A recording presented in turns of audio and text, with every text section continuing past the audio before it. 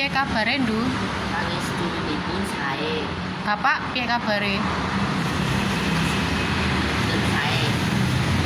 Ana perlu apa e? Kula didhawuhi bapak ngaturake ulman. Sopo sing meh nikah? Mbak Yu kula Dewi Oh, Mbak Dewi to. Entuk wong endi e? pingkat tiyang Solo Oh, waduh. Lah meh nganggo adat apa le nikah? ada Jawi. Oh, maksud Bude Solo napa Yogya? Joko Bo benten beda meh padha Jawa, nanging yo ana bedane. bedanya apa Bu?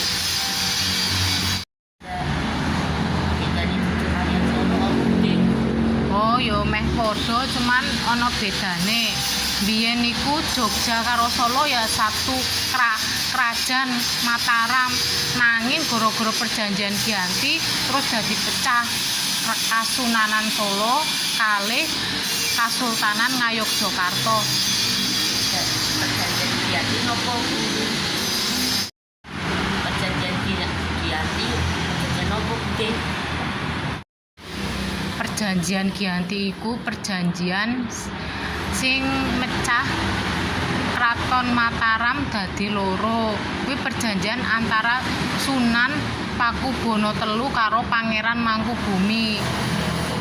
Sakderenge kuwi ana perpecahan ning kraton. Terus malah Londo kuwi melu cawe-cawe gawe perjanjian kuwi mau.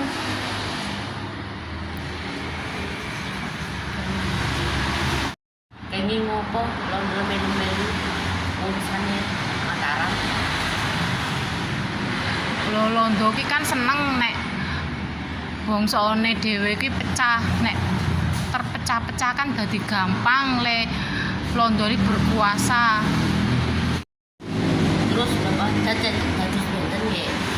Lah yo amarga wilayah yo adoh to, banjur budayane yo tuwuhe leb beda.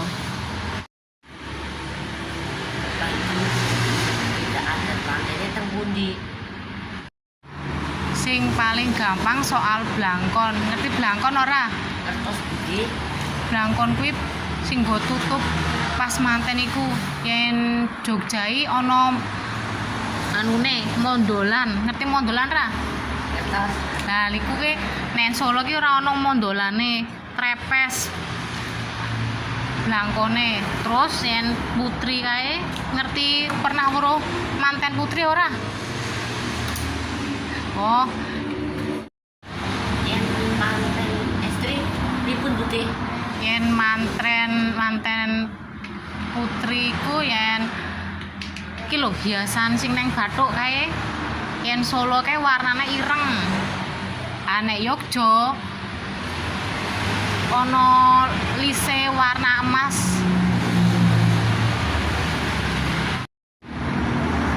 Berarti nopo malih Bude? Bab keris, yen keris Solo iku lancip, yen keris Yogya ki rada papak. Kowe ngerti ra filosofine keris? Boten. Keris ngopo diselehke nang mburi, ngerti napa ora? Boten. Lah kuwi ana filosofine kuwi dhewe kudu mengesampingkan emosine disimpen nang mburi. Mergo kuwi kerisnya nang mburi. Beda nek perang kerisnya nang ngarep karena meh maju. Kita nyakune Bude. Gak apa-apa. Bab kemane bedane Bude? Ageman neng Solo kae jenengane beskap. Yen beskap ki cenderunge warnane ireng. Nek Yogya jenengane sorjan. Sorjan biasane warnane cerah, kembang-kembang kaya ngone sultan iku. Terus meh takon bab apa melih? Pun cekap boleh Bude. Kang disambung malih. Oh iya, wah malah ora tak kei wedang barang. Boten usah Punten dene Bude Wiwi kula pamit. Nggih, Le. Atos-atos nggih. Salam nggih Bapak. Nggih.